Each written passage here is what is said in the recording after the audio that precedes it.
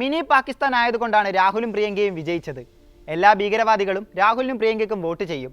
ഭീകരവാദികളെ ഒപ്പം കൂട്ടിയതിനു ശേഷമാണ് ഇവർ എംപിമാരായത്. കേരളത്തിനെതിരെ മഹാരാഷ്ട്രയിലെ BJP മന്ത്രി നിതേഷ് റാണ പറഞ്ഞ അധിക്ഷേപ പരാമർശങ്ങളാണിവ.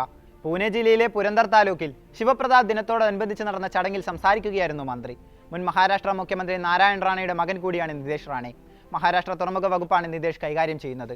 2024 നിയമസഭാ തെരഞ്ഞെടുപ്പിൽ കങ്കാവലി സീറ്റിൽ നിന്നായിരുന്നു റാണയുടെ വിജയം. മന്ത്രിയുടെ പ്രസ്താവനയ്ക്കെതിരെ ശക്തമായ പ്രതിഷേധമാണ് ഉയരുന്നത്. പ്രസ്താവന ഭരണഘടനാ വിരുദ്ധമെന്ന് കോൺഗ്രസ് പ്രതികരിച്ചു.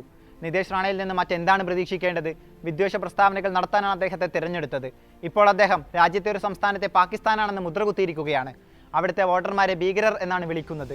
മന്ത്രിസ്ഥാനത്ത് തുടരാൻ അദ്ദേഹത്തിന് അവകാശമുണ്ടോ എന്ന് BJP നേതൃത്വം വ്യക്തമാക്കണമെന്നും കോൺഗ്രസ് വക്താവ് അതുൽ ലോന്തേ പാട്ടീൽ പറഞ്ഞു. കേരളം മിനി പാകിസ്ഥാനാണെങ്കിൽ അടുത്ത തെരഞ്ഞെടുപ്പിൽ BJP മത്സരിക്കുമോ ഇല്ലയോ എന്ന് BJP അധ്യക്ഷൻ JP നദ്ദ വ്യക്തമാക്കണമെന്നായിരുന്നു കോൺഗ്രസ് നേതാവ് പവൻ ഖേര പറഞ്ഞത്. ഭരണഘടനാ വിരുദ്ധമായ ഇത്തരം പ്രസ്താവനകൾ BJP നേതാക്കൾ ആവർത്തിച്ച് നടത്തുകയാണെന്നും അദ്ദേഹം കൂട്ടിച്ചേർത്തു.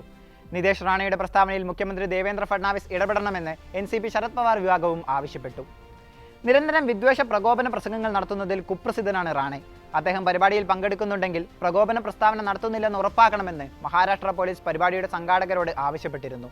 എന്നാൽ ഇതൊന്നും വകവെക്കാതെയാണ് കേരളത്തെ അടച്ചാക്ഷേപിച്ചത്. മുൻപും വിദ്വേഷ പ്രസ്താവനകൾ നടത്തിയ ആളാണ് റാണെ. ഈ വർഷം നവംബർ 2 മുസ്ലിങ്ങളോടുള്ള നിലപാടിനെക്കുറിച്ച് മാധ്യമപ്രവർത്തകർ ചോദിച്ചപ്പോൾ രാജ്യത്തെ 90% ജനങ്ങളും ഹിന്ദുക്കളാണ്. ഹിന്ദുക്കളുടെ താല്പര്യങ്ങളെക്കുറിച്ച് ആകുലപ്പെടുന്നത് കുറ്റകരമല്ല. ഹിന്ദു ആഘോഷവേളയിൽ ബംഗ്ലാദേശികൾ കല്ലേറ് നടത്തുകയാണ്. ഇതിനെതിരെ ശബ്ദമുയർത്തുന്നതിന് കേസെടുത്താൽ അത് നേരിടാൻ ഞാൻ തയ്യാറാണ് എന്നായിരുന്നു മറുപടി.